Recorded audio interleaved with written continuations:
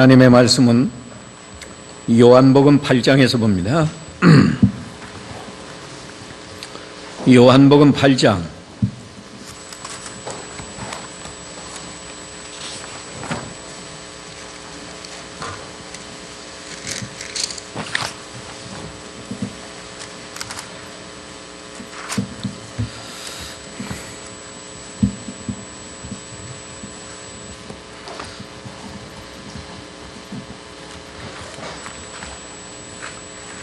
요한복음 8장 1절로 11절까지 보겠습니다.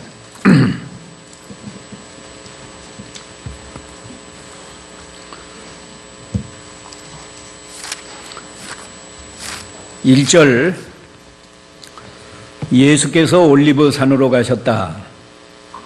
이른 아침에 예수께서 다시 성전에 오시자 모든 백성이 그분께로 모이니 예수께서 앉아서 그들을 가르치셨다.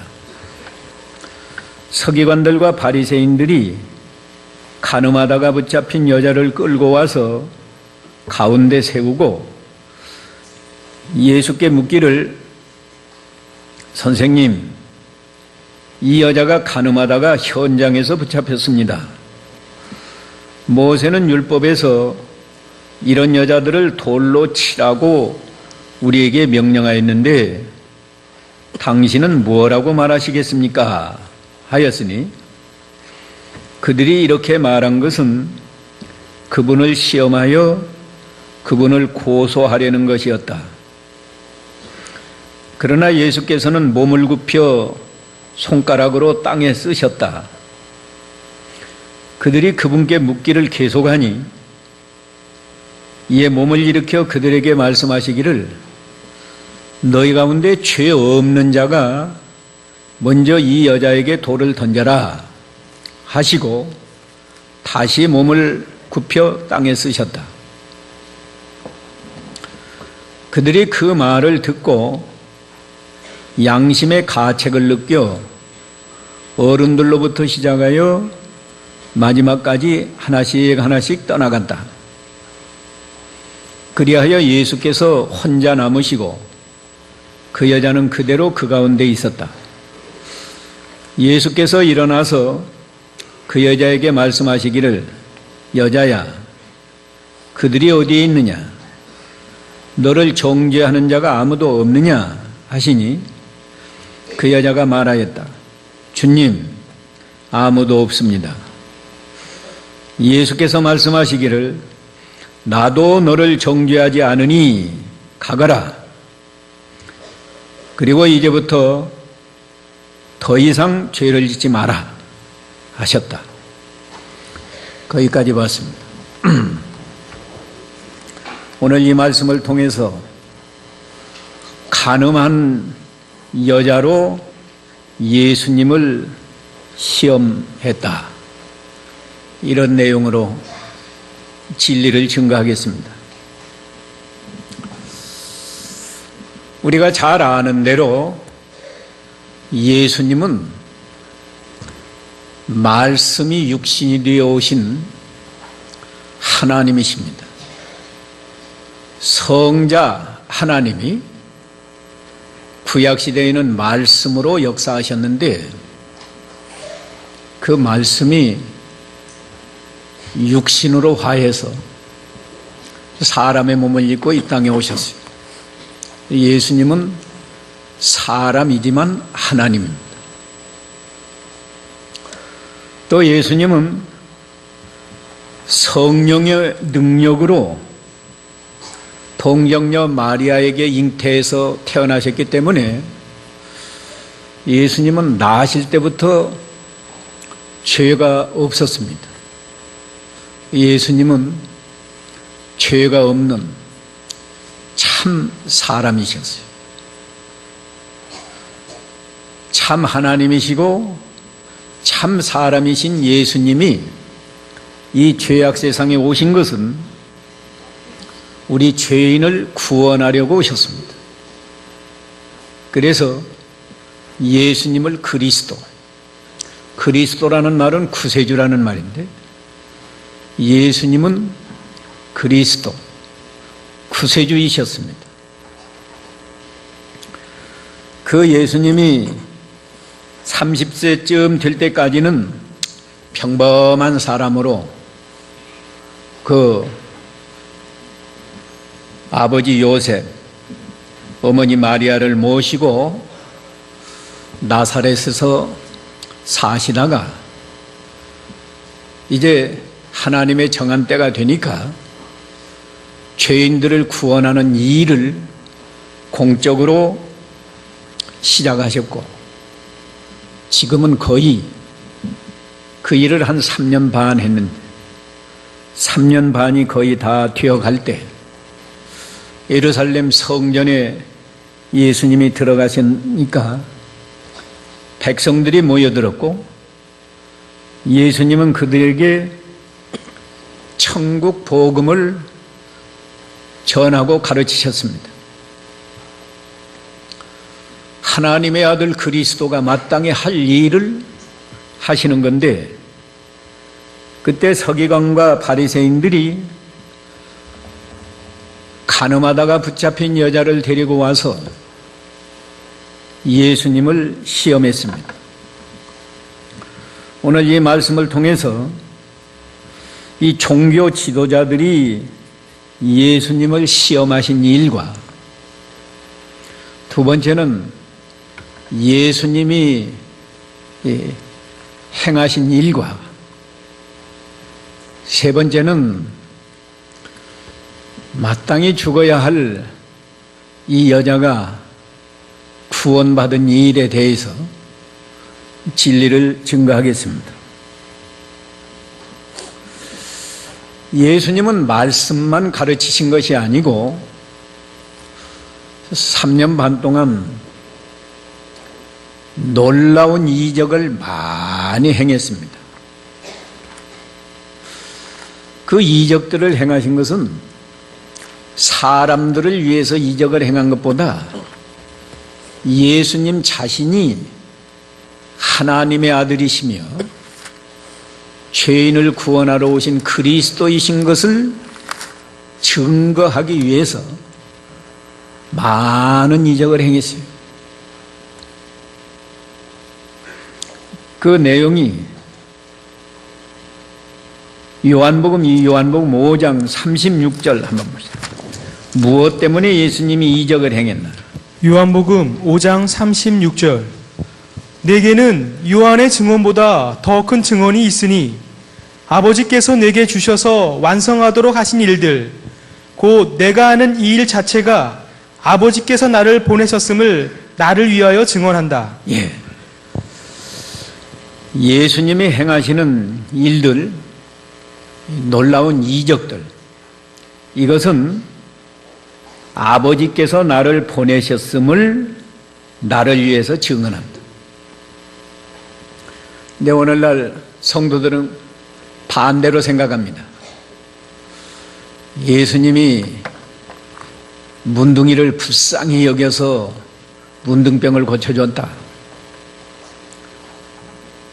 배고픈 군중들을 불쌍히 여겨서 오병이어의 이적을 행하셨다. 물론 그런 의미가 전혀 없는 건 아니지만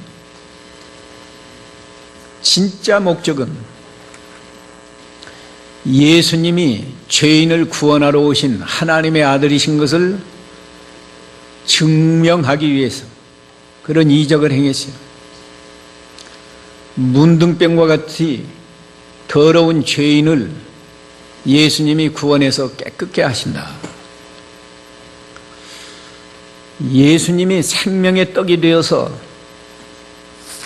모든 사람에게 영생을 주시는 그런 생명의 떡이다 하는 걸 알게 하시려고 이적을 행하신 겁니다. 이 이적을 통해서 예수님을 하나님의 아들로 충분히 믿을 수 있었는데 믿지 않았습니다. 또 한 군데 더 찾아봅시다. 이 요한복음 15장 24절. 요한복음 15장 24절. 내가 아무도 하지 못한 일들을 그들 가운데서 행하지 않았다면 그들에게 죄가 없었을 것이나 지금은 그들이 나와 내 아버지를 보았고 또 미워하였다. 예. 내가 아무도 하지 못한 일들, 이적들을 행하지 않았다면 그들이 믿지 않아도 죄가 없을 것이다 그 말이에요. 믿지 않은 것 자체는 보통 사람처럼 사니까 어떻게 예수님을 하나님의 아들로 믿을 수 없단 말이죠. 그러나 지금은 그들이 나와 내 아버지를 보았고 또 미워했다. 아버지를 보았다는 말은 예수님이 행하시는 그 놀라운 이적들을 통해서 예수님은 과연 하나님의 아들이시다. 예수님에게 하나님 아버지가 함께 하셔서 사람들이 행할 수 없는 이 놀라운 이적을 행하는구나. 다 알 수 있었는데 믿지 않았기 때문에 이제는 그들이 변명의 여지가 없다고요. 그러면 왜 이들이 믿지 못했을까? 다 안 믿는 게 아니에요. 예수님의 제자들은 믿지 않았어요?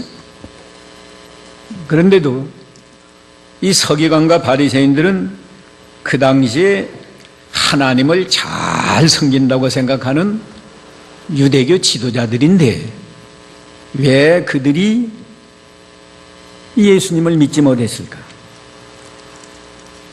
그건 첫째 선입관념이 잘못됐어요. 이 요한복음 7장 15절에 읽어보세요. 요한복음 7장 15절. 유대인들이 놀라서 말하기를 이 사람은 배우지 않았는데 어떻게 학문을 아느냐 하니. 예. 이 예수님에 대해서 이 사람은 배우지 않았다. 그 당시에도 다 율법을 가르치는 학교가 있었습니다. 예수님 그런 학교 다니지 않았어요. 예수님이 배우지 않았는데, 요새로 말하면 공부 많이 하지 않았는데 무슨 뭘 알겠느냐. 그거 반대했어요. 공부 많이 안 했다고 말하자면 무식하다고 그런 선입관념을 가지니까 예수님을 하나님의 아들로 인정을 못했습니다. 이 7장 52절에도 또 읽어보세요. 요한복음 7장 52절. 그들이 그에게 대답하여 말하였다. 너도 갈릴리에서 왔느냐? 잘 살펴보아라. 그러면 갈릴리에서 선지자가 나오지 않는다는 것을 알게 될 것이다. 예수님이 갈릴리에서 왔으니까 예수님가 누구냐? 갈릴리 출신 아니냐? 갈릴리에서는 선지자가 나지 않는다.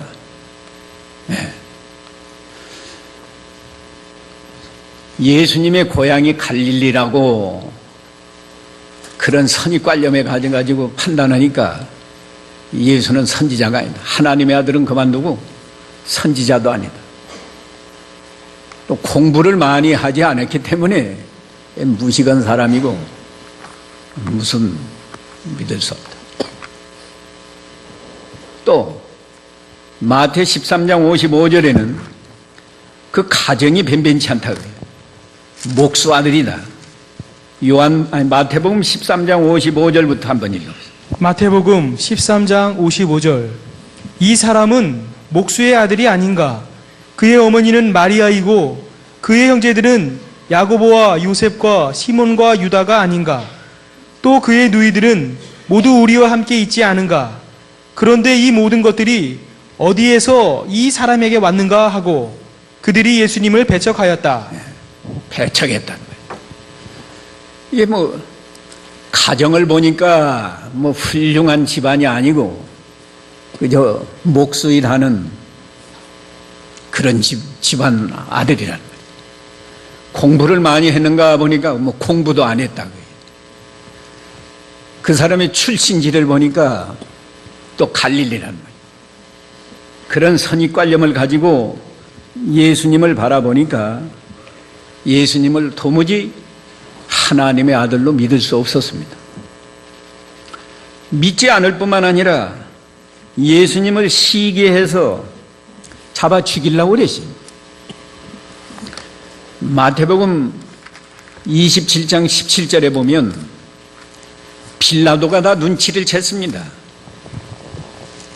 이 서기관과 바리새인 대제사장들이 예수를 시기해서 자기에게 넘겨준 줄 알았어요.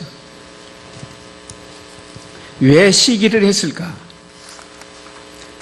자기들이 행하지 못하는 놀라운 이적을 예수님이 많이 행한다는 거예요. 그러면 칭찬하고 존경해야 되겠는데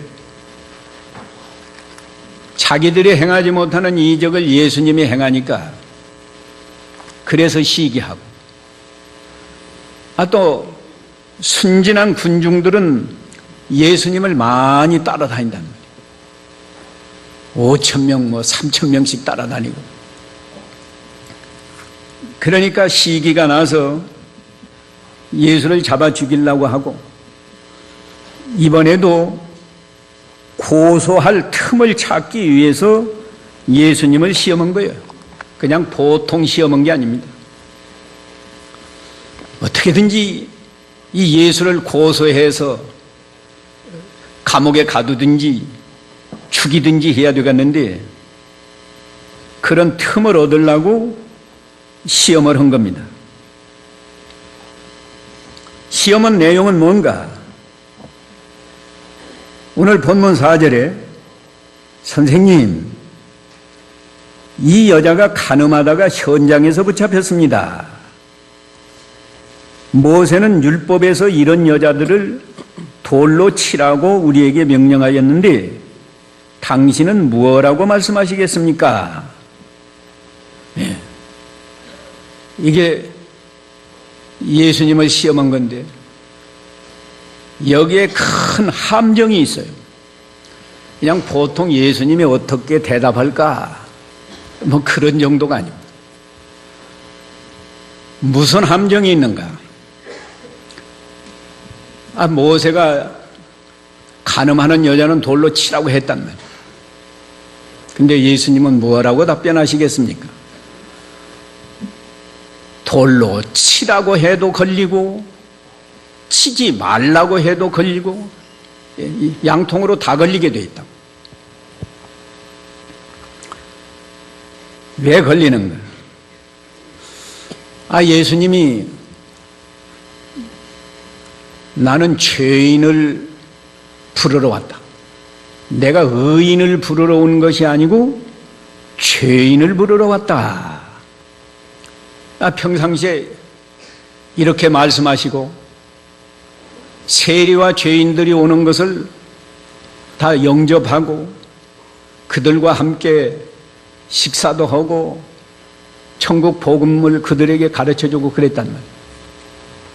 그런데 그래 모세 율법에 간음하는 여자는 돌로 치라고 했지. 돌로 쳐라.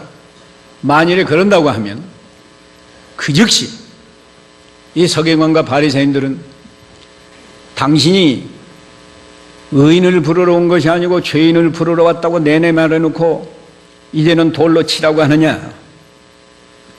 당신은 거짓말쟁이다. 당장에 예수님 거짓말쟁이로 몰려요.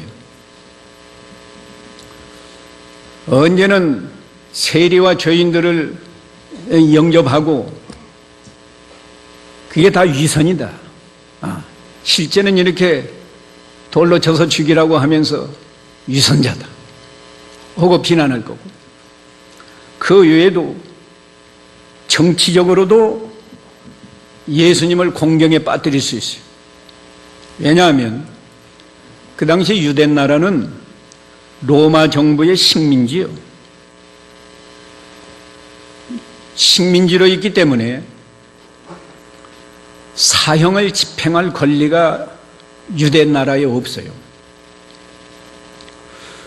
그래서 예수를 잡아 죽일 때도 그들이 빌라도에게 가서 예수를 죽여달라고 했지 자기들이 종교 재판을 하고도 자기들이 죽이지 못했어요. 근데 만일에 예수님이 여기서 현장에서 간음했으니까 돌로 쳐라 그랬으면 로마 정부에 가서 이 사람은 로마의 국법을 어기는 사람입니다. 고발할 수 있어요. 그러니까 돌로 치라고 할 수 없다고.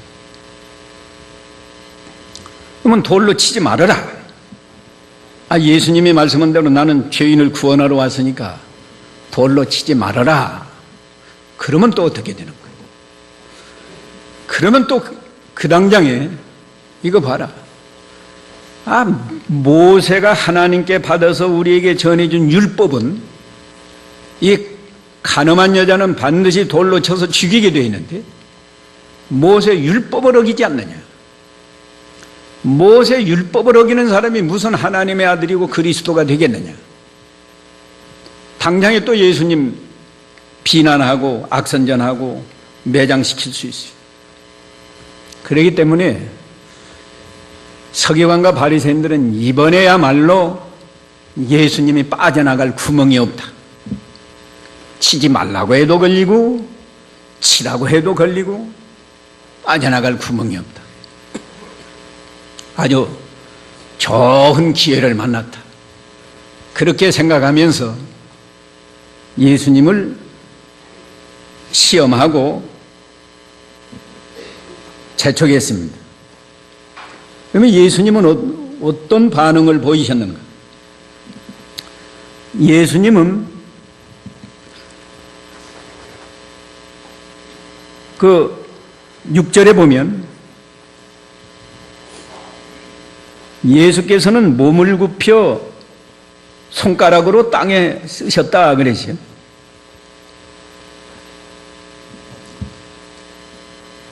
그럼 또 무엇을 썼을까가 중요해요. 무엇을 썼을까? 오늘 본문에는 무엇을 썼다고는 기록되어 있지 않은데 예수님의 답변은 정해져 있어요. 예수님의 답변은 뭐죠? 오늘 이 본문에 있으면 뭐예요? 답이?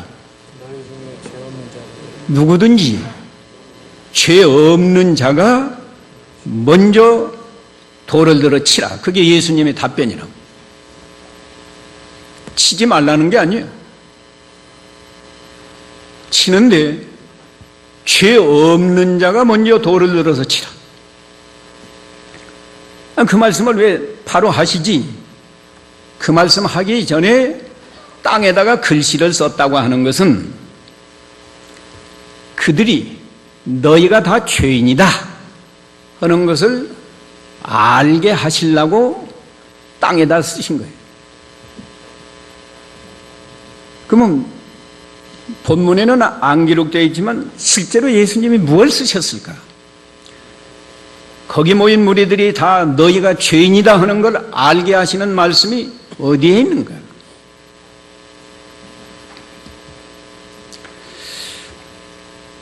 로마서 3장 10절 한번 읽어보세요.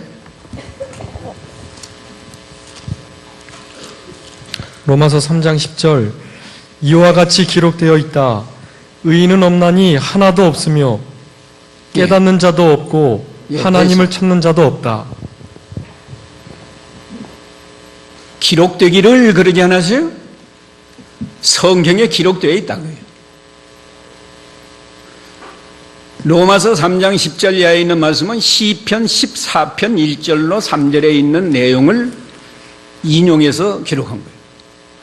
그러니까 예수님도 땅에다가 기록했다는 것은 너희가 성경에 기록된 말씀을 모르느냐? 의인은 없나니 하나도 없다. 그러니까 아마 그 말씀을 기록했을 가능성이 많고 거기뿐만이 아니에요. 전도서 7장 20절에도 의인은 없다고 또 말했어요. 전도서 7장 20절. 전도서 7장 20절. 선을 행하고 죄를 짓지 않는 의인은 세상에 아무도 없다. 예. 선을 행하고 죄를 짓지 아니하는 의인은 세상에 하나도 없다. 그 말씀을 기록해 놨으니까 그 말씀을 기록하고 너희 중에 죄 없는 자가 먼저 돌을 들어서 치라 할 때 누가 감히 나는 죄가 없습니다 하고 돌로 들어서 치가세요. 예, 뭐 기록이 안 됐으니까 확실한 건 아니지만 그럴 가능성이 많다고요. 뭐 어떤 말씀을 기록했는지 성경에 여러 군데 있으니까요. 전도서 7장 20절, 이 시편 14편 1절로 3절, 물론 로마서 3장은 그 후에 기록된 것이지만, 그리고 일어나서 너희 중에 죄 없는 자가 먼저 돌을 들어서 차라 그래 놓고 또 기록을 했죠. 엎드려서 또 기록했는데 그때 또 기록한 것은 무슨 글일까? 지금 이 간음하던 여자를 붙잡아 와서 지금 돌로 쳐야 되느냐 안 쳐야 되느냐 하는 질문을 했기 때문에 이 간음과 관계된 말씀을 하시지 않았겠느냐. 그렇다고 하면 이 마태복음 5장 28절에 있는 말씀을 하셨을 가능성이 많다. 마태 5장 28절 읽어보세요. 마태복음 5장 28절 나는 너희에게 말하니 음욕을 품고 여자를 바라보는 자는 누구든지 그 마음속에서 이미 그 여자와 간음하였다. 예. 여자를 보고 마음속으로 음욕을 품어도 이미 간음했다. 예수님이 그렇게 말씀하셨는데 그 말씀을 들어보면 거기 모인 사람들이 나는 실제로는 간음을 안 했어도 마음속으로 음욕을 품은 일도 없는가? 왜 없겠어요? 한 사람도 없어요. 마음의 음욕조차도 일어나지 않고 품지 않은 사람은 한 사람도 없습니다. 그렇기 때문에 양심의 가책을 느껴서 한 사람씩 다 갖다 버리시. 결국 마지막에 예수님과 그 여자만 남았습니다. 우리가 여기에서도 깨달아야 할 게 우리가 다 죄인이라는 거.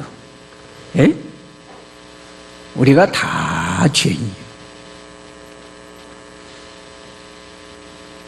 우리가 죄인이고 우리는 사람을 정죄할 수 없어요. 예수님이 죄 없는 자가 먼저 일어나서 돌로 치라. 근데 다 죄가 있으니까. 우리는 다른 사람을 정죄하면 안 되고 정죄할 수도 없어요. 하나님이 정죄하고 하나님이 다 벌을 내릴 거기 때문에 사람이 정죄할 수가 없다.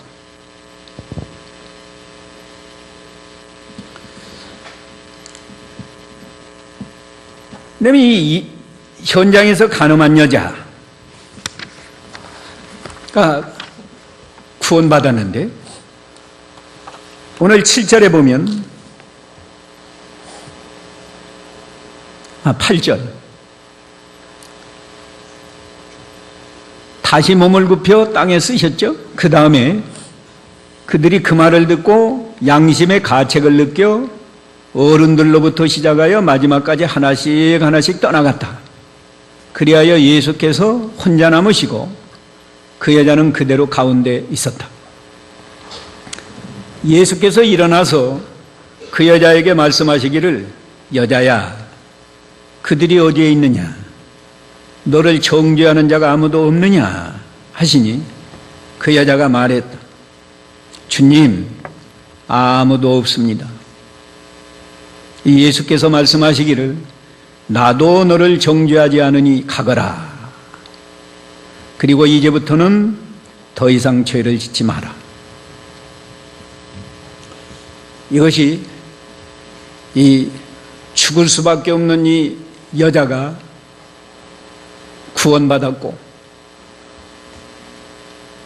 죽을 수밖에 없는 여자를 예수님이 구원해 주셨습니다. 여기에서 예수님은 참으로 죄인을 구원하러 오신 그리스도, 구세주시다 하는 것을 아주 분명하게 보여줬어요. 예수님이야말로 죄가 없는 하나님의 아들이니까 그 여자를 얼마든지 돌로 쳐서 죽일 수가 있었습니다. 예수님 자신이 죄 없는 자가 돌로 치라고 그랬으니까. 그런데 예수님이 돌로 치지 않고 정죄하지 않는다. 나도 너를 정죄하지 않는다 하는 말은 너를 용서한다고요. 자, 예수님이 죄인을 구원하러 오신 예수님 분명하게 보여줬는데, 그럼 어떤 방법으로 구원하느냐 하는 것도 여기에 잘 나타나지. 예수님이 죄인을 구원하시는 방법은 세 가지입니다. 첫째는 자기가 죄인인 것을 깨달아서 회개하는 사람을 구원해 주시는 거예요. 그래서 오늘 이 사건을 통해서 예수님이 죄 없는 자가 돌을 들어 치라고 하니까 다 갔지 않아요? 다 간 건 왜 갔어요? 나도 죄인이다. 나도 죄인이다. 다 갔어요.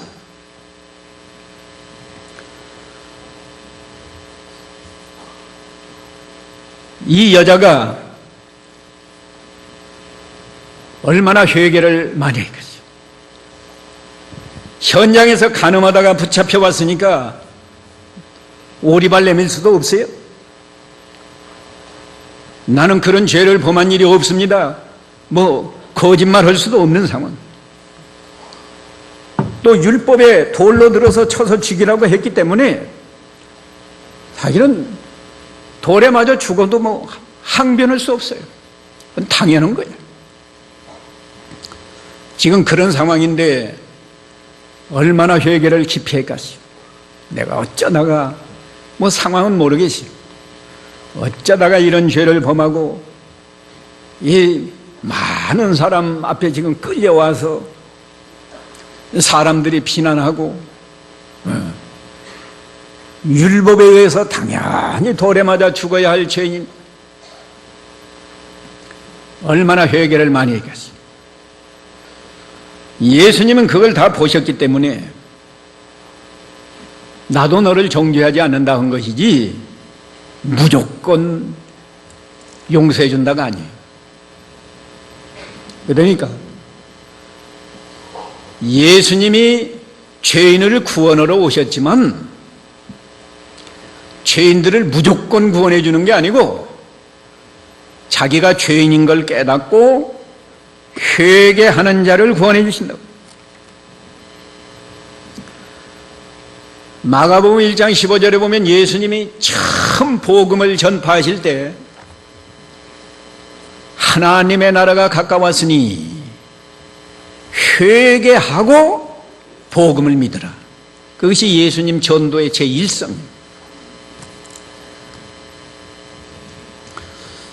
구원받은 우리 성도들도 성전에 나올 때마다 먼저 죄를 회개하고 그리고 하나님 앞에 나와야 은혜를 받고 예배를 통해서 복을 받을 수 있는 거지. 회개 안 하고 한 주일 동안 세상에 나가서 거짓말하고 미워하고 시기하고 이런 생활하다가 회개 안 하고 그냥 와서 앉아 있으면 전혀 은혜 받을 수 없어요.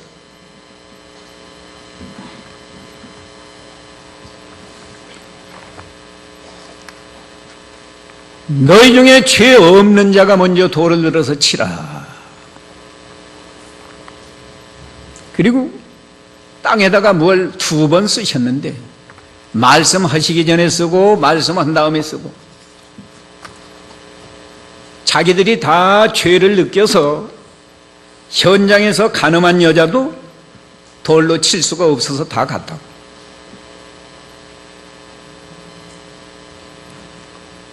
아까 누가복음 몇 장에서 찾아봤더랬어요. 5장 32절에 보면 내가 의인을 부르러 온 것이 아니라 죄인을 불러 어떻게 하려고 왔다고 그랬어요? 회개시키려고 왔다. 회개하는 사람이라야 구원을 받을 수 있고 예배에 참여해서도 은혜와 복을 받을 수 있어요. 구원받았다고 해서 죄를 범하고 회개하지 않으면 아무리 여기 와서 찬송하고 기도하고 뭐 그래도 그건 하나의 형식이고 은혜 받지 못해요.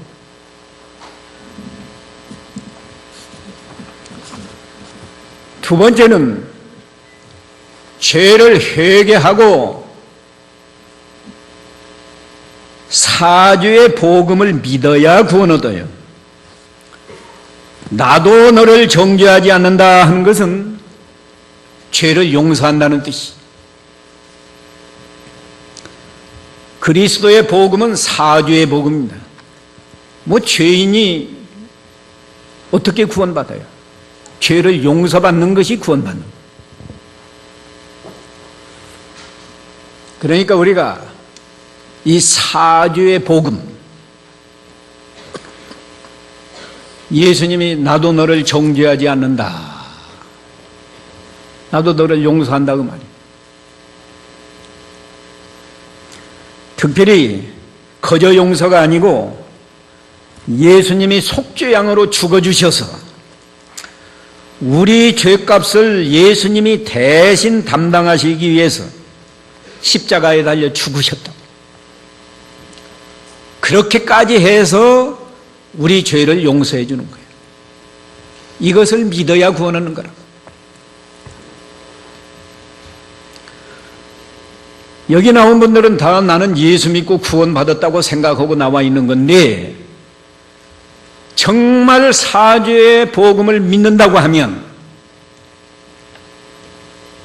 예수님을 향해서 너무너무 감사한 거예요. 감사합니다. 지옥 가야 마땅한 죄인, 예수님이 십자가에 달려서 내 죄값을 다 담당하시고 나를 구원해 주셨사오니 감사합니다. 감사한 마음이 있어야죠. 감사한 마음을 잃어버리고 사는 건 그건 믿음에서 떠난 거예요. 여러분이 아무리 10년 전에 20년 전에 내가 예수를 믿었다, 나는 중생한 것이 확실하다가 아무리 말해도 하나님을 향해서, 예수님을 향해서 감사하는 마음을 잃어버렸으면 믿음에서 떠난 거예요. 믿음은 언제나 현재가 중요한 겁니다. 나는 10년 전에 믿었다가 아니고 내가 현재 예수님이 십자가에 피 흘려서 내 죄를 깨끗하게 씻어준 것을 믿습니다.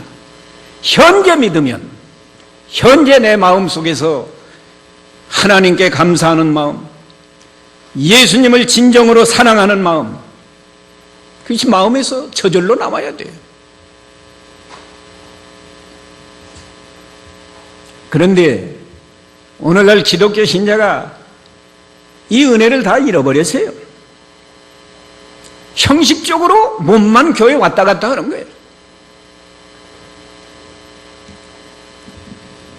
정말 사죄의 복음을 믿어서 내가 간음하는 여자처럼 참으로 더러운 죄인이지만 예수님이 십자가에서 피 흘려서 내 죄를 깨끗하게 씻어줬다고 믿는다고 하면 더러운 생각을 할 수가 없고 더러운 말도 할 수가 없고 더러운 행동은 더더구나 할 수 없는 거예요. 근데 이걸 잊어버렸으니까 실제 생활은 안 믿는 사람과 똑같이 그저 미워하고 거짓말하고 속이고 형편없는 말들을 함부로 하고,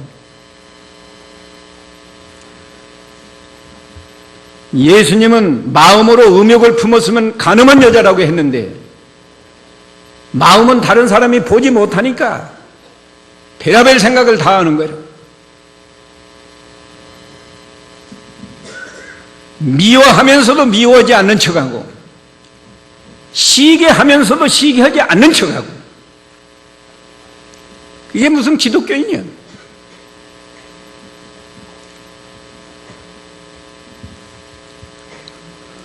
그 다음 세 번째 방법은 회개하고 복음을, 사죄의 복음을 믿어서 구원받은 사람은 실제로 어떻게 사는가를 여기서 분명히 보여주셨는데, 다시는 죄를 범하지 말아라. 이게 성도의 생활이에요. 현장에서 간음하다가 붙잡혔으니까 이건 뭐 비난받아 마땅한 겁니다. 어디다가 내놓고 사실 용서받을 수 없어요. 그런데도 예수님은 용서해 주시면서 다시는 죄를 범하지 말아라. 이것이 성도의 생활. 우리가 다 부족하고 우리가 날 때부터 죄인으로 태어났고 믿기 전에 알고 지은 죄, 모르고 지은 죄 얼마나 많아요. 그러나 회개하고 복음, 사죄의 복음, 죄를 용서해 주시는 그 복음 믿어서 구원받았다고 하면, 이제는 내가 하나님의 자녀인데 하나님의 자녀가 어떻게 다시 죄를 범하겠는가? 다시는 죄를 범하지 않는 생활을 하는 것이 이게 구원받은 성도의 생활이에요. 우리가 지난 주일에도 하나님의 뜻을 다 이루시고 운명하신 예수님에 대해서 우리가 하나님 말씀 듣고 배우지 않았어요? 하나님 뜻 이루는 게 첫째가 죄를 범하지 않은 거예요. 예수님이 한 가지라도 죄를 범했으면 우리의 구세주가 못 돼요. 예수님만 그래요? 우리도 믿어서 하나님의 자녀가 되었으니까 이제는 다시는 죄를 범하지 않는 정신, 적어도 정신이 그렇게 된다. 사람이니까 실제 생활 속에서는 100% 죄를 안 짓는 그건 불가능하다. 모르고 실수할 수 있고 알지만 사정이 너무 급박한 그런 사정에서는 사람이 말이야, 어쩌다가 엉겁결에 그저 거짓말도 할 수 있고 혈기도 부릴 수 있고 혹시 그럴 수 있겠지만 중심은 내가 죄를 범하지 말아야, 나는 죄를 버리고 하나님 말씀을 잘 순종해야 되겠다. 하나님의 자녀답게 하나님을 기쁘시게 해야 되겠다. 이런 정신으로 살아야 그게 성도라고. 그러다가 부지 중에 또는 너무 어려운 사정에 빠져서 엉겁결에 죄를 범했다고 하면 그건 통렬히 회개하고 다시는 그 죄를 되풀이하지 않아야겠다. 이런 결심을 하고 나가는 것이 성도의 생활이에요. 이 진리를 오늘 예수님이 다 밝혀놨어요. 서기관과 바리새인들은 예수를 믿지 않고 시기해서 잡아 죽이려고 하고 그러지만, 그러기 위해서 시험을 했는데 예수님은 이 시험을 통해서 오히려 예수님이 죄인을 구원하러 오신 예수 그리스도다 확실하게 보여주시고, 예수님이 구원하시는 방법 3가지 단계를 거쳤어요. 우리가 죄인인 걸 깨닫고 철저히 회개하고, 회개하는 사람은 사주의 복음이 믿어져서 구원을 얻는다. 구원을 얻었으면 그 다음에는 다시는 죄를 범하지 않는 정신으로 깨끗하고 거룩한 생활을 하는 것이 구원받은 성도의 생활이다. 분명히 가르쳐 주셨어요. 저와 여러분은 다 구원받았다고 확신을 가지고 오늘 나와서 예배하시는데, 다른 건 다 제가 인정해 드릴게요. 그렇다고 하면 다시는 내가 믿기 전에는 죄를 범했다, 또 어저께까지도 내가 실수를 했다, 그래도 다시는 내가 죄를 범하지 않고 깨끗하고 거룩하게 살아야 되겠다, 이런 결심을 하고 이렇게 노력하는 것이 성도의 생활이다. 이 말씀을 다 기억하시면서 잠깐 기도하시기 바랍니다. 같이 기도합시다. 거룩하시고 긍휼과 자비가 무한하신 주님, 현장에서 간음하다가 붙잡힌 여자, 사람들은 모세의 율법에 의해서 돌로 쳐야 된다고 와서 예수님에게 어떻게 할까요? 하고 질문할 때 예수님이 너희 중에 죄 없는 자가 먼저 돌을 들어 치라 말씀하시고, 예수님은 죄가 없으니까 능히 그를 돌로 칠 수 있지만 오히려 나도 너를 정죄하지 아니하노니 다시는 죄를 범하지 말라 하고 용서하시고 보내주신 주님, 참으로 감사합니다. 우리는 현장에서 간음하다가 붙잡힌 그 여자 못지않게 날 때부터 죄인으로 태어났고, 믿기 전에 알고 짓고 모르고 지은 죄가 얼마나 많고, 심지어 예수 믿은 다음에도 얼마나 많이 실수하고 하나님 말씀을 다 배워서 알면서도 제대로 순종하지 못한 죄인인데, 우리와 같은 죄인을 구원하시려고 우리 예수님이 십자가에 달려 속죄양이 되어주신 은혜, 참으로 감사합니다. 우리가 이 은혜를 깨닫고 이제는 다시는 죄를 범하지 않는 정신으로 죄를 멀리 떠나고 하나님 말씀을 잘 순종해서 하나님을 기쁘시게 하는 성도로 살아가게 해 주시옵소서. 우리가 이렇게 살 때만 우리 마음의 천국이 이루어지고 하나님이 주시는 은혜와 복을 받아서 우리 가정과 우리 교회와 우리 자녀손들까지 행복하게 살아갈 수 있다는 것을 굳게 믿고 믿음을 잘 지키는 우리 교회가 되게 해 주시옵소서. 예수님의 이름으로 기도하옵나이다. 아멘.